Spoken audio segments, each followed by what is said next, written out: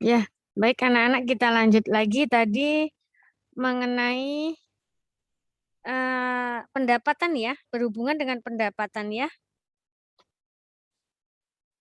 Berhubungan dengan pendapatan rendah, tingkat kepemilikan juga rendah, otomatis mengarahnya ke pemilihan modanya memilih ke angkutan umum. Nah, makin di kita ini termasuk budaya ya, jadinya termasuk apa ya, kebiasaan di kita. Nah, di kota ini tentunya, di kota-kota ya, di kota-kota contohnya di Jakarta nih. Aku juga pernah adik Bu Vero kan di Jakarta, bekerja di Jakarta, pada awal pendapatan masih rendah ya lebih memilih angkutan umum. Tapi untung saja di Jakarta kendaraan umum itu banyak dan tidak terbatas waktu. Jadi sudah memadai, istilah paling tidak sedikit memadai, sedikit bisa menampung permintaan masyarakat warga, ya kan kita juga butuh itu permintaan gitu. Nah maka yang pendapatannya rendah otomatis memilihnya dan sudah terpadu. Jakarta itu sudah terpadu, lebih terpadu daripada kita di Jogja karena kota kecil, di sana kota besar, ya kota besar. Jadi kendaraan itu terpadu. Naik bis ini mau ke Lebak Bulus, habis dari sebelum sampai Lebak Bulus turun di sini bisa naik yang ini baru sampai ke Lebak Bulus singgah. Jadi ada pindah terminal itu bisa pindah kendaraan dengan jenis yang lain. Seperti Ibu bilang kemarin sempat sampaikan bahwa ada di sana itu yang namanya terpadu itu dari door to door. Jadi door to door, maka di sana itu untuk minat dengan kendaraan umum itu lebih tinggi karena jadinya jadi pesawat kita turun di bandar udara. Setelah itu dari bandar udara kita harus ke rumah kita mungkin lebih spesifik. Dari bandar udara kita bisa naik Damri, ada di Jakarta, aman naik Damri atau taksi. Dari naik Damri kita bisa ke arah terminal. Dari terminal kita bisa turun naik angkot. Habis dari angkot kita bisa naik kendaraannya lebih kecil lagi seperti ojek. Akhirnya sampai rumah, Itu namanya model terpadu. Nah, ini yang diminta dari permintaan masyarakat atau yang diminta oleh sistem transportasi. Begitu. Nah, untuk itu juga selain pendapatan tadi, pengaruhnya itu adalah penduduk ukuran kota, menentukan ketergantungan pada angkutan umum juga anak-anak.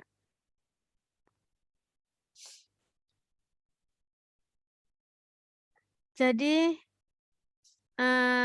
misalnya semakin padat jumlah penduduk nih ya, semakin padat jumlah penduduk, semakin besar pengguna angkutan umum, semakin kecil penggunaan energi, penggunaan energi per kapitanya ya. Tuh. Itu juga bisa menunjukkan hubungan antara kepadatan penduduk tidak hanya dengan fungsi lahan saja ya. Nah, selanjutnya untuk banyaknya jumlah kendaraan pribadi di jalan raya menyebabkan terjadinya kepadatan yang dapat berakhir dengan macet. Nih, memang kita merangsang warga untuk berkendara umum. Namun mosok kita memberi pemerintah dengan cara memangkas pendapatan atau per kapitanya setiap orang, kan tidak bisa dipotong gaji biar rendah supaya bisa memilih kendaraan umum, kan tidak bisa itu. Nah, ini bagaimana biar bisa berkembang dengan baik semua. Pendapatan per kapitanya tinggi, tapi kendaraan umum disediakan juga cukup tinggi dan memuaskan dan memadai sesuai permintaan kita. Nah, ini karena apa? Jumlah kendaraan pribadi tinggi itu menyebabkan terjadinya kepadatan arus lalu lintas yang dinamakan nanti terjadi konflik yang dinamakan macet gitu loh. Nah, ini sehingga perlu dikurangi nih, didorong untuk dirangsang untuk menggunakan angkutan umum. Ini bagaimana? Nah, karena sifat karakteristik transportasi masing daerah berbeda tadi ya, masing-masing daerah berbeda. Nah, untuk mengembangkan jaringan transportasi yang bersifat nasional ini perlu adanya satu acuan. Mau diatur-atur pun juga agak sulit nih.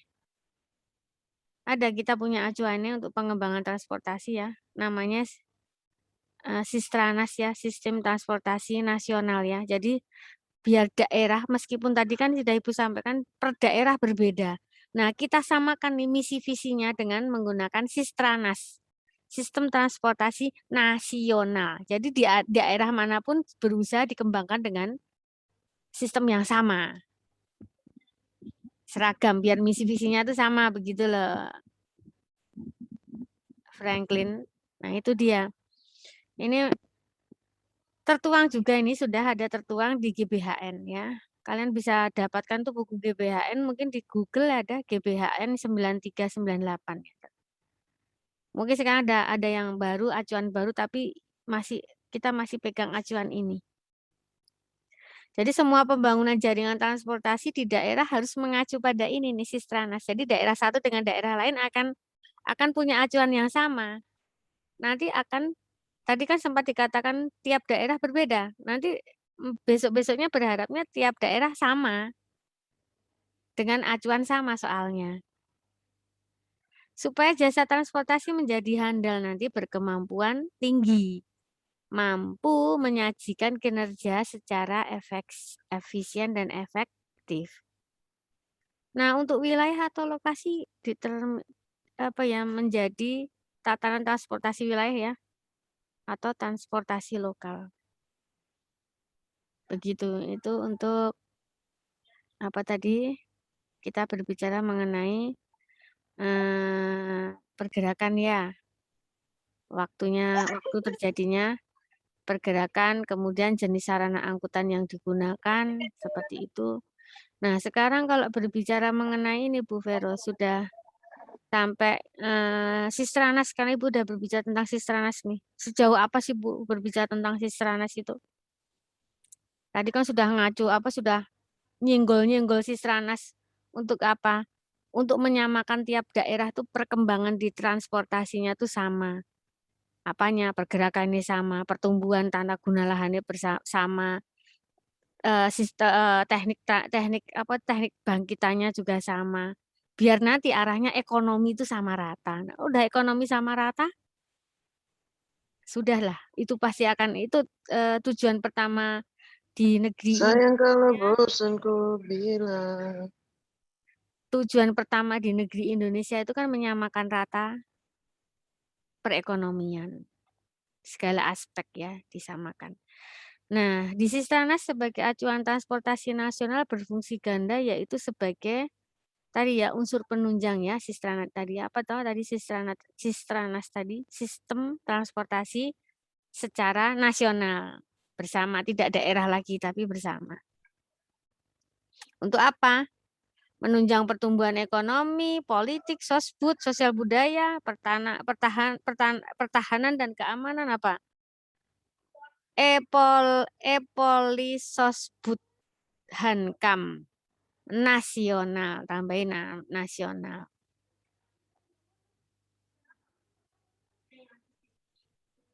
Untuk apa? Juga sebagai untuk rangsangan setiap daerah itu terbuka dari daerah terisolasi itu terangsang untuk berkembang, terbuka. Setelah terbuka kan mudah untuk diajak berkembang. Contohnya banget itu tadi. Pulau Papua ini sedang dibuka ini dengan sistem transportasi. Iya, sistem transportasi ditujukan untuk membuka daerah-daerah terisolir, terpencil, daerah perbatasan yang belum berkembang, atau daerah lain dengan alasan pertahanan keamanan juga. Perlu dirayani transportasi teratur dalam rangka untuk apa? Mewujudkan wawasan Nusantara, ketahanan nasional. Kita negeri pulau soalnya, negeri yang terdiri dari banyak pulau. Bagaimana cara menyatukan negeri-negeri yang pulau-pulau itu? Bagaimana menyatukan pulau-pulau itu menjadi satu Nusantara gitu. Ya tadi supaya berkembang daerahnya, daerah yang tadinya berkembang terlambat supaya bersamaan dengan kita. Setelah kita sama rata, mari kita maju bersama. Maunya seperti itu. Yang ngomong aja Bu Vero. Bu Vero ngomong aja ya. Nah, misi Sistranas ya menyelenggarakan transportasi tadi guna memperlancar arus lalu lintas di misinya ya. Guna memperlancar, beda dengan yang kemarin ya sistem transportasi. Kemarin kan belum nasional yang kita bicarakan secara umum. Sekarang sudah ada NAS-nya. Misi dari sistem transportasi nasional, yaitu menyelenggarakan transportasi guna memperlancar arus penumpang dan barang dari satu tempat ke tempat lain di seluruh wilayah tanah air. Kalau disambung, seluruh wilayah tanah air yang terdiri banyak pulau secara nasional dan ditambah untuk pelayanan bahkan ya ini internasional. Jadi tidak hanya secara nasional, tapi ditambah internasional. Itu misi dari sistem transportasi nasional.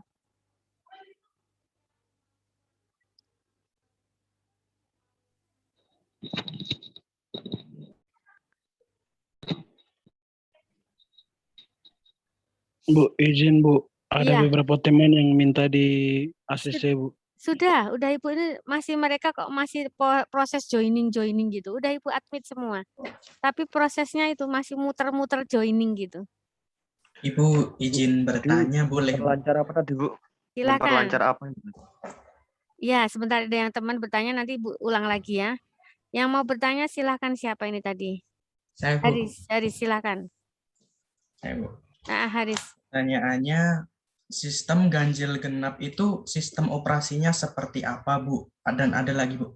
Dan apakah itu salah satu upaya pemerintah mengurangi kemacetan? Dan jika itu efisien dalam mengurangi kemacetan, kenapa sistem ganjil genap tidak dipermanenkan? Karena menurut saya sistem ganjil genap hanya dilakukan di waktu-waktu tertentu, Bu. Terima kasih, Bu. Terima kasih, Haris. Ini kita tuh mengalami benturan ya, Haris ya, dan anak-anak Bu Vero di sini semua. Kemarin sudah ada proses sistem ganjil genap itu di kota besar Jakarta waktu itu. Mungkin kalian SD ya, itu sempat dipakainya itu, Haris. Memang masih di hari tertentu. Di hari tertentu aja masih ada pro dan kontra. Bagaimana kita mau masih bingung untuk mempermanenkan ya, membuat permanen menjadi solusi. Banyak terkendala di pro kontranya karena keterkaitan saat hari tertentu hanya nopol yang ganjil saja. Maka yang genap menggunakan umum gitu ya Haris ya. Pada saat menggunakan umum ternyata fasilitas di transportasi umum itu bagi warga kebanyakan bagi masyarakat belum memenuhi sesuai apa kemarin kita yang bilang pertama di tujuan dari sistem transportasi efisienan waktu. Iya, itu dia dari tujuan dari kita kan punya tujuan ya ada maksud dan tujuan kemarin.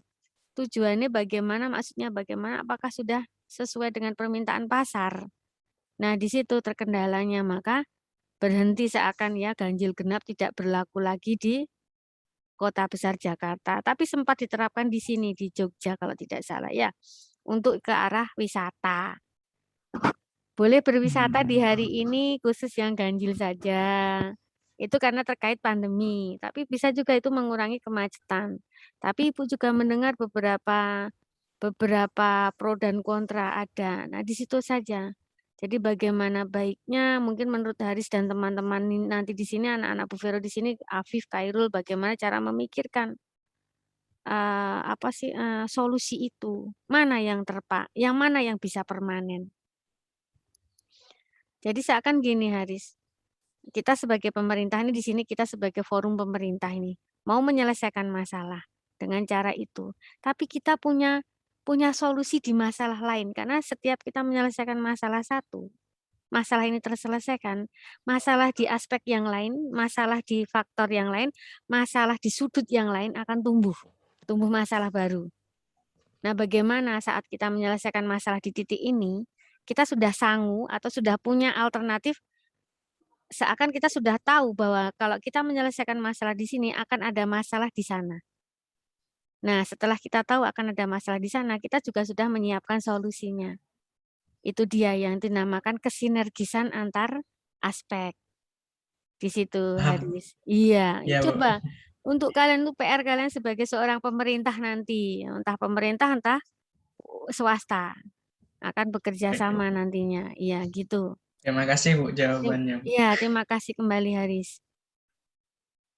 Jadi misi Sistranas begini nih tadi, karena ini udah masuk nasional ya, sistem transportasi yang nasional. Misinya yaitu tadi menyelenggarakan transportasi guna memperlancar arus penumpang dan barang dari satu tempat ke tempat lain di seluruh wilayah tanah air secara nasional yang berupa pulau-pulau ini, dan bahkan juga membuka pelayanan internasional. Nah, masih pertanyaan Haris dicocokkan di sini agak tertawa, Bu Vero juga agak tertawa Haris. Kenapa? Boro-boro nasional aja kita masih ribet, bagaimana membuka internasional. Tapi nyatanya juga kita kan sudah terbuka internasional. Contohnya nih, mana Bu Vero titik mana yang basis mana transportasi yang membuka nasional, buka internasional. Sudah ada nih di mana itu? Kalau Jakarta tentu sudah ya di Bandar Udara ya. Soekarno-Hatta memang sudah internasional. Jogja nih dibuka juga nih. Jadi Jogja ini internasional, tidak usah perlu transit dulu di Jakarta. Sudah langsung masuk ke DIY, jebret. Masuk ke DIY. Tapi sempat berpikir juga Bu Vero, permasalahan nasional belum selesai, masuk juga internasional. Tapi kenapa? Keterkaitan dengan rangsangan dari luar bahwa teknologi juga semakin tinggi. Teknologi semakin tinggi, bagaimana perekonomian Indonesia ini supaya bisa bergerak mengikuti zaman tersebut. Dibukalah internasional supaya pergerakan rupiah itu juga akan cepat tinggi menyesuaikan dengan kebutuhan teknologi. Ya, ribet. Keterkaitan itu terjadi dan sangat ribet. Semoga kalian bisa secepat itu dalam melompat. Itu aja. Nah, maksud dan tujuan Sistranas. Sesuai dengan misinya tadi ya Firman ya, sesuai dengan misinya Sistranas tadi, maka Sistranas ini tolong ditata dengan maksud, jadi bukan tolong ditata ini teorinya ya, deskripsinya ya. Sistranas ditata dengan maksud untuk mewujudkan jasa transportasi yang handal dan berkemampuan tinggi dalam perannya sebagian-bagian dari pembangunan nasional itu. Maksudnya seperti itu. Nah, itu maksudnya itu mewujudkan jasa transportasi yang handal dan berkemampuan tinggi sebagai perannya, ini kan transportasi ada perannya meskipun sebagian dari pembangunan nasional. Itu tadi yang jelas-jelas yang selalu Ibu garis bawahi di Pulau Papua ini sudah dibuka ini, nanti kalau udah Papua dibuka, Papua punya satu kekayaannya, kekayaan bersama yang harus kita olah bersama, kita manfaatkan bersama oleh masyarakat, oleh warga negara Indonesia. Apa itu? Freeport. Ya. Dan nanti kalau sudah terbuka begini akan apa ya? Akan kedepannya perekonomian itu akan semakin sesuai yang kita mau, rata sama semuanya di segala pulau. Nah, tujuannya sendiri Bu Vero yang Sistranas, Bu. Nah, di tujuan Sistranas ini apa ya? Untuk dapat terselenggara jasa transportasi itu terpadu. Jadi agar supaya jasa transportasi terselenggara secara terpadu, tertib, lancar, aman, nyaman, efisien. Ini yang utama, ini terakhir, terjangkau oleh kemampuan masyarakat.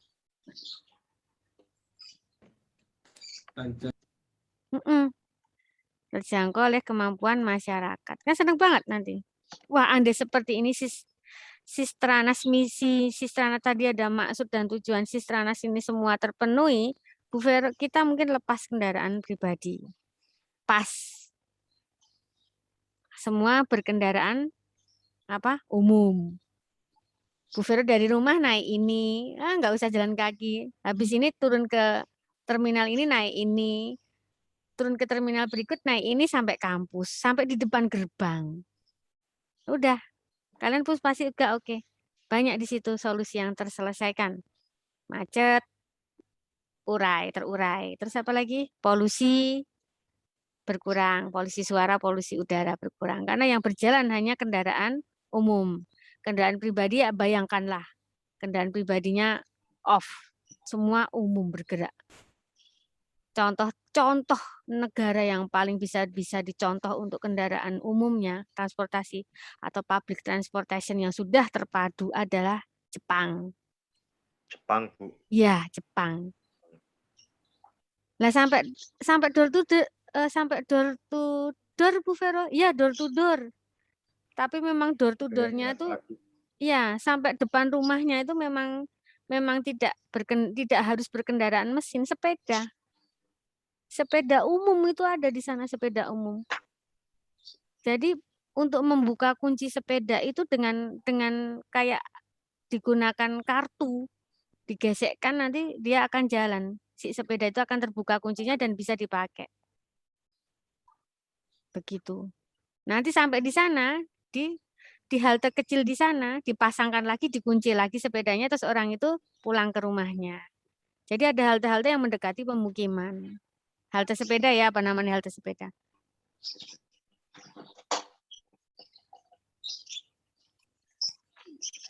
Matur nuwun Bu Yat. Gitu anak-anak. Jadi tujuan sudah ya tadi, maksud juga sudah ya. Nah sekarang Izin Ibu. dalam, mari Vicky. Yang maksudnya tadi untuk mewujudkan jasa transportasi yang handal dan berkemampuan tinggi sebagai apa tadi Bu? Kelewat Bu. Oke, apa yang enggak sebagai. Jadi sebagai atau dalam perannya sebagai bagian dari pembangunan nasional.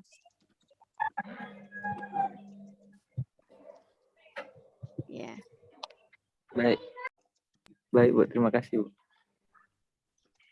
Sebentar Ibu off sebentar ya.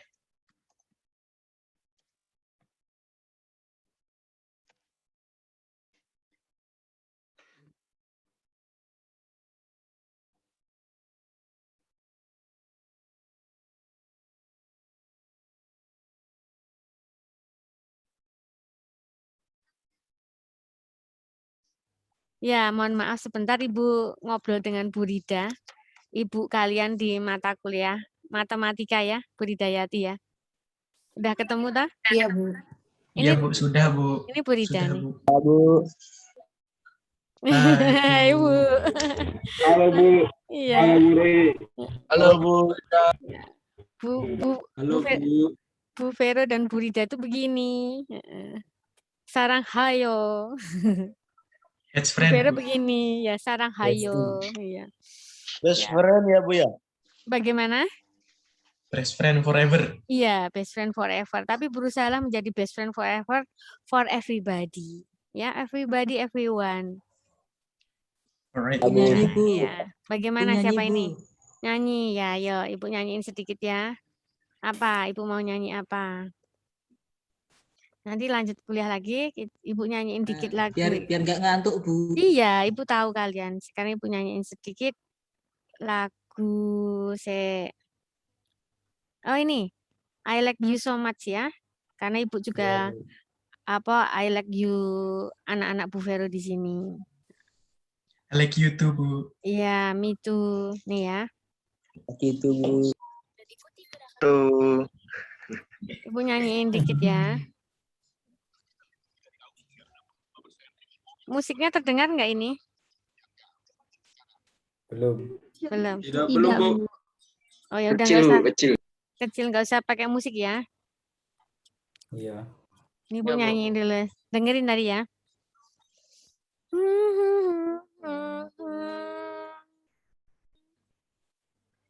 我喜欢你的眼睛，你的睫毛，你的狼傲。我喜欢你的酒窝，你的嘴角，你的微笑。我喜欢你双膝直落几头小小，你那我只是心里真美好。我喜欢你的身上，你的手机，你的味道。我喜欢你的眉毛，你的手头，你的香蕉。我喜欢你双膝直落明了家呢，毕竟那我都能星星的最好。希望你有每一刻，每一秒。希望你有每一宿，每一觉。希望你一边间，希望那一觉都我的喜欢。Dalam? Oke. Sudah sedikit itu, ya. Lagu Ya. Cina ya, Bu. Iya, Ibu suka lagu itu. Terima kasih sudah agak seger. Terima kasih Bu. Ya, Bu. Ya, Bu. Xie-xie. itu kita lanjutkan. Ya, Gamsahayo. Kita lanjutkan. Nah, Lanjut Bu. baik. Sekarang sudah ada maksud, sudah tujuan, sudah tadi sempat ditanyakan oleh Vicky ya.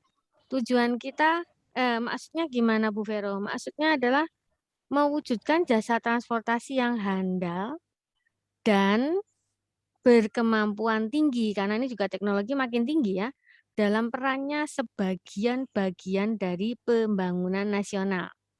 Ya, meskipun, tapi Ibu rasa nggak cuma sebagian, agak besar nih transportasi itu dalam masalah pembangunan nasional. Namun kan ada peran-peran yang lain di situ, tidak hanya transportasi sebagai pembangunan nasionalnya. Situ. Nah, untuk pengertian Sistranas sendiri apa sih Bu Vero? Ya. Sistranas itu sebagai suatu tatanan yang ya selalu terorganisasi ya, semua terorganisasi terdiri atas komponen-komponen. Ya, kemarin kan sudah dikatakan komponen, sudah tahu ya, Ferdinandus ya. Komponen-komponen pelayanan jasa transportasi secara nasional dan merupakan bagian sistem pembangunan nasional dari seluruh kegiatan yang meliputi kumpulan perangkat yang ada di sini, perangkat termasuk perangkat pikir sistem transportasi di darat, laut, udara, serta penunjangnya.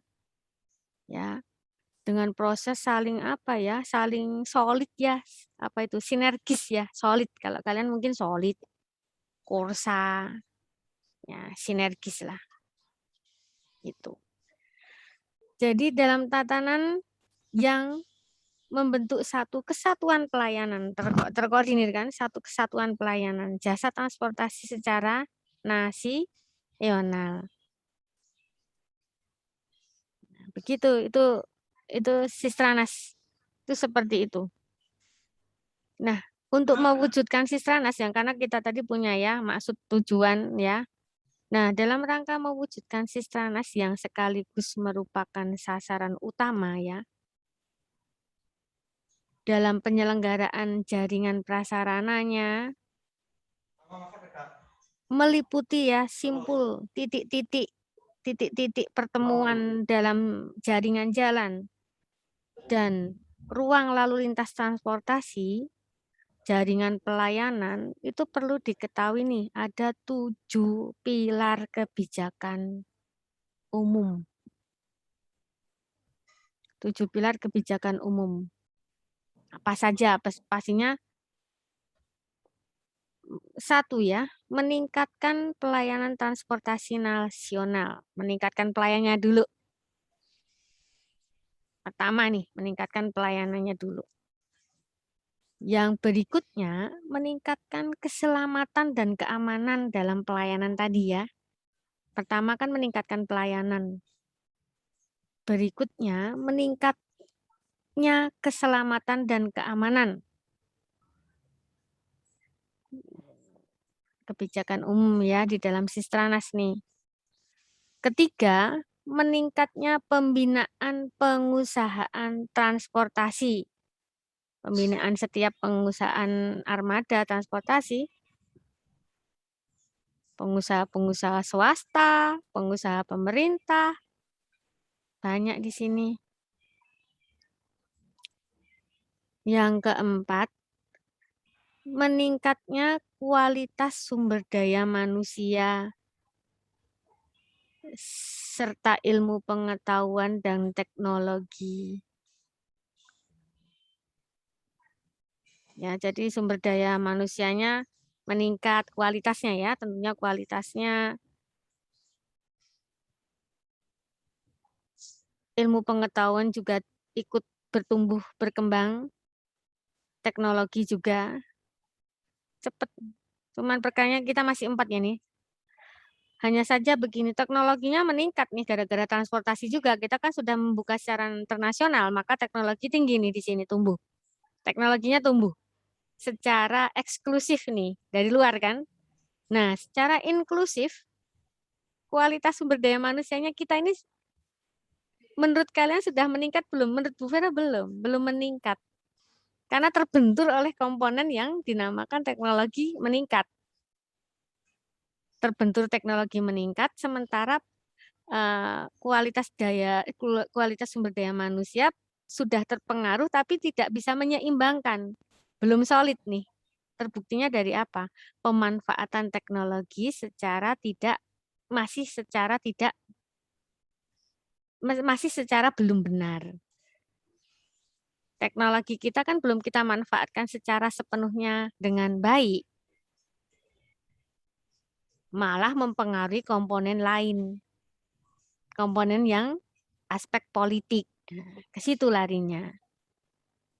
Rame. Dari situ nanti akan mempengaruhi ke Hankam, Pertahanan dan Keamanan Nasional. Nah, secara tidak langsung kita ini sedikit secara tidak langsung membuka internasional, tapi kita jadi seakan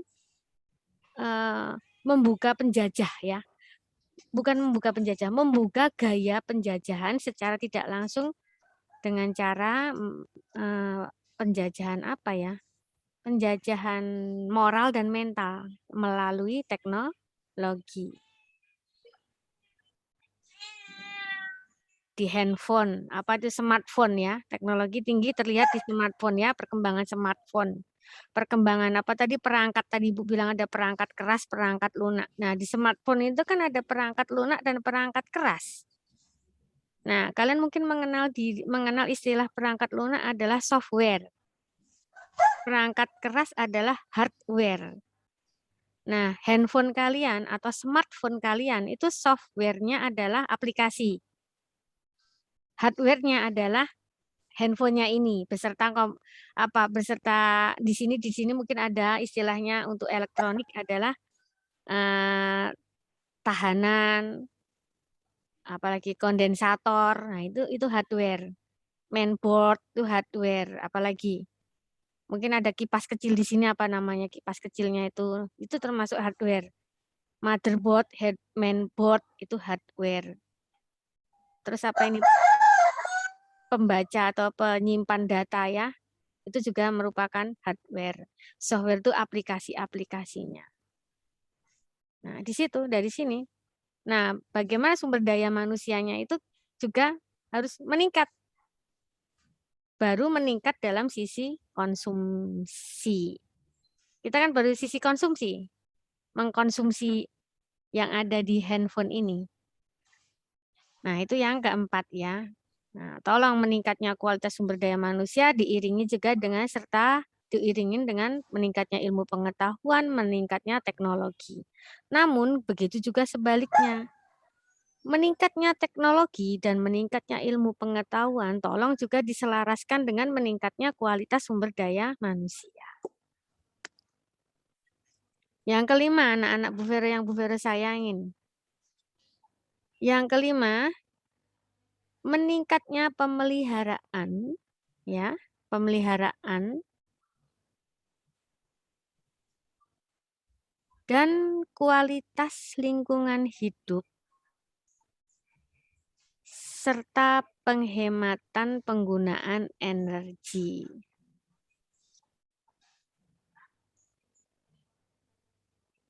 Nah, mestinya begini Valdi, Saiful, mestinya nih meningkatnya pemeliharaan kualitas lingkungan hidup, mestinya nih semua sudah mulai meningkat ya, kita meningkat. Kita juga perlu dong. Atau kecilnya begini. Dulu kalian naik sepeda, mau pergi itu naik sepeda kayu. Cara pemeliharaan sepeda kayunya seperti ini, hanya dilap, hanya dipompa, dilap, dipompa, ya. Setelah itu, Valdi memiliki kendaraan roda 2 bermesin. Pemeliharaan hanya dilap dan dipompa saja. Dilap, dipompa, dilap, dipompa. Tidak, akan ditingkatkan pemeliharaannya, yaitu nyalain mesin, dipanasin, ya, dilap. Yang dilap tidak hanya di luarnya saja, ngelap apa? Mungkin karburasinya, apalagi itu businya dibersih-bersihin. Terus apanya itu yang untuk ngeluarin asap itu, knalpotnya dibersih-bersih. Iya, kan ada peningkatan. Besoknya lagi ganti oli. Besoknya lagi Frankie punya roda 4, tidak roda 2 lagi, roda 4 lagi. Apa cuman ngelap-ngelap itu lagi, lebih berkembang lagi, meningkat lagi.